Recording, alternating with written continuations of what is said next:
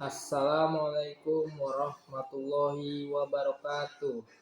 Nama saya Raja Segaf dari Prodi Ekonomi dengan NIM 1872350052. Di sini saya memenuhi tugas UTS saya, tugas mata kuliah PAI dengan tema menjelaskan isi surat dari Al-Alaq ayat 1 sampai 5. Dalam hadis yang diriwayatkan oleh Aisyah ia berkata bahwa permulaan wahyu yang diturunkan kepada Rasulullah SAW adalah mimpi yang baik pada waktu tidur. Biasanya mimpi yang terlihat itu jelas bagaimana cuaca di pagi hari, kemudian ditimbulkan pada diri beliau keinginan untuk meninggalkan keramaian.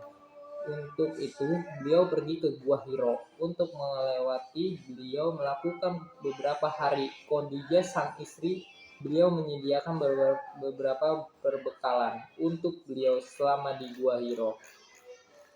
Pada suatu ketika, datanglah malaikat Jibril kepada beliau. Malaikat itu berkata, "Iqra, bacalah." Beliau menjawab, "Aku tidak pandai membaca." Malaikat itu mendengar beliau sehingga beliau merasa kepayahan. Kemudian malaikat itu kembali berkata, "Bacalah." Beliau menjawab lagi, "Aku tidak bisa membaca." Setelah 3 kali beliau menjawab seperti itu, malaikat membaca surat Al-Alaq 1 sampai 5.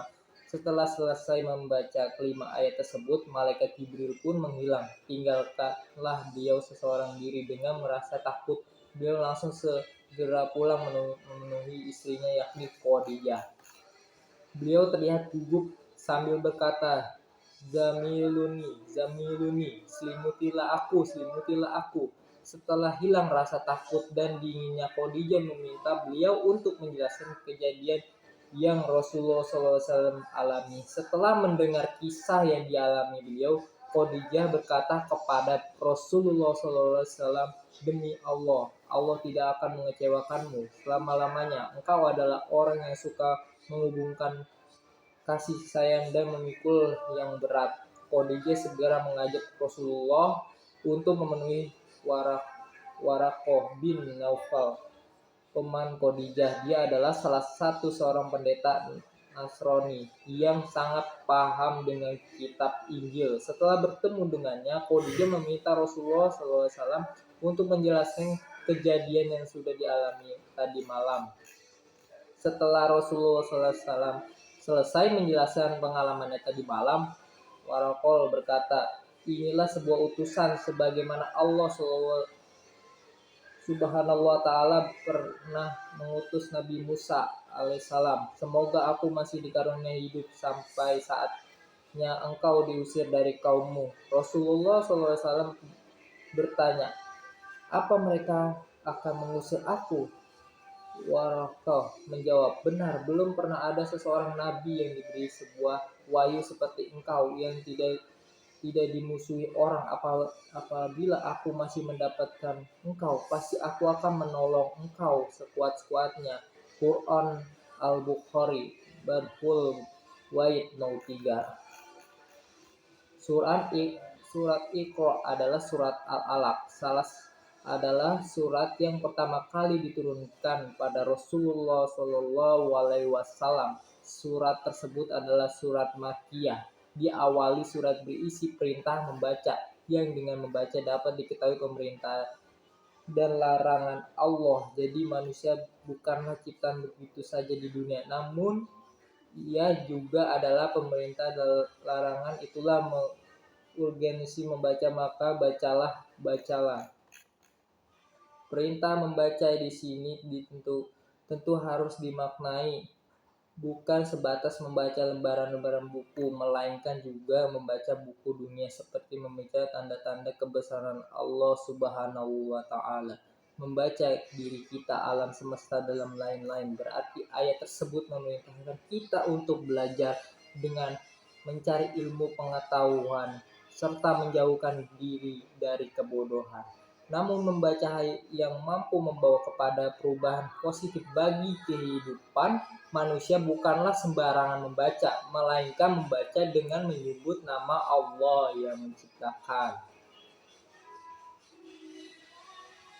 Iqra bismi Rabbikaladzi khalaq.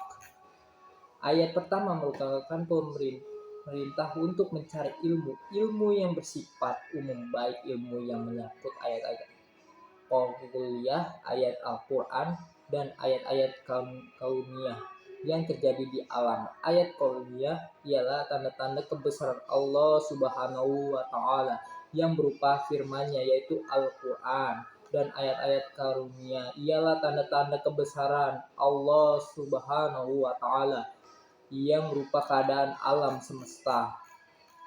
Ayat kedua, Allah Subhanahu wa Ta'ala menyatakan bahwa manusia diciptakan dari segumpal darah.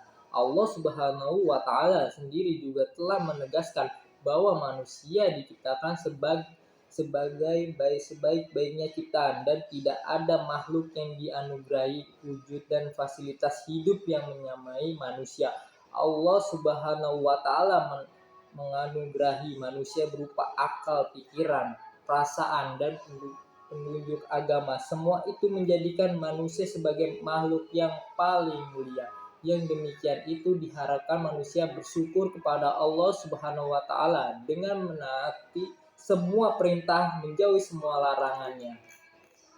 Ayat ketiga, terdapat kedua pengertian pokok, yakni perintah untuk membaca sebagai menegaskan Allah Subhanahu wa Ta'ala yang maha mulia.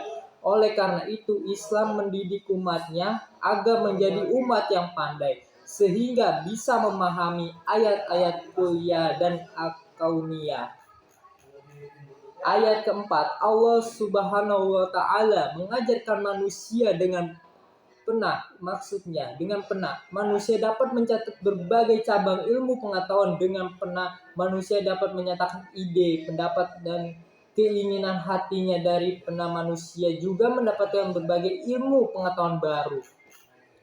Ayat kelima, Allah Subhanahu wa Ta'ala mengajarkan manusia apa yang belum diketahui manusia lahir ke dunia dalam keadaan tidak mengetahui apa-apa secara perlahan. Allah Subhanahu wa Ta'ala memberikan manusia kemampuan melihat dengan matanya dan mendengar dengan telinganya, sehingga dengan kemampuannya itu manusia mampu mencapai cabang ilmu, baik ilmu agama maupun ilmu yang lain, bahkan ilmu yang mungkin langsung diberikan oleh Allah Subhanahu wa Ta'ala kepada beberapa orang yang dikehendaki tanpa melalui pelajaran ilmu dunia. Demikian Allah Subhanahu wa Ta'ala telah menerapkan bahwa manusia diciptakan dari benda yang tidak berharga, kemudian pemulihannya dengan mengajarkan membaca, menulis, dan memberinya pengetahuan. Sekian dari saya, kurang lebihnya mohon maaf. Wassalamualaikum warahmatullahi wabarakatuh.